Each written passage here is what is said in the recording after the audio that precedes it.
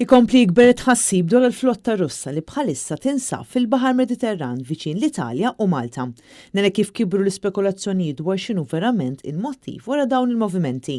Dwar dan net news għal-kumment tal-ex Ministru Taljan tad-Diviża Elisabetta Trenta. Io credo che non ci sia mai stata veramente fino adesso da secoli una presenza così grande di attenzione sul Mediterraneo. Iktar kmini din il-ġimgħa l-medja Taljana rrapportat li kien hemm movimenti mill-flotta Russa fl-ibħra bejn Sqallija u Malta. Il-flotta kienet magħmula minn 6 vapuri mobbija bit-tankijiet u b'1500 soldat abbord. Min-naħa tagħhom l-awtoritajiet Taljani qalu li dawn il-vapuri qatt ma daħlu fit-territorju tal-pajjiżi tal-madwar u sa issa baqgħu fi bħar internazzjonali.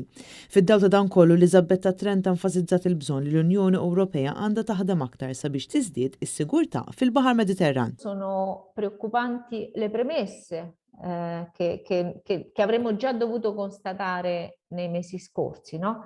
Noi negli ultimi anni abbiamo visto la Russia che ha cominciato a muoversi nel Mediterraneo, approfittando degli spazi lasciati vuoti da una politica dell'Unione Europea e anche dagli Stati Uniti che un po' si sono ritirati da quello che è il Mediterraneo e il Medio Oriente. Intant jidher l-Amerikani se jibgħatu numru ta' soldati fil-Polonja, ir-Rumanija u anke fil-Ġermanja. Dan fost biża' persistenti li r-Russja taf tinvadi l-Ukrajna fil-jiem li ġejjin.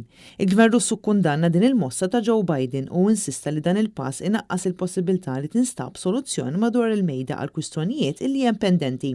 Bħalissa r-Russja għandha mal-100,000 soldat tul il-frontiera Ukrena, iżda l-Kremlin qed jiġħad kull għajdut li taf isseħħ xi forma ta' invażjoni militari.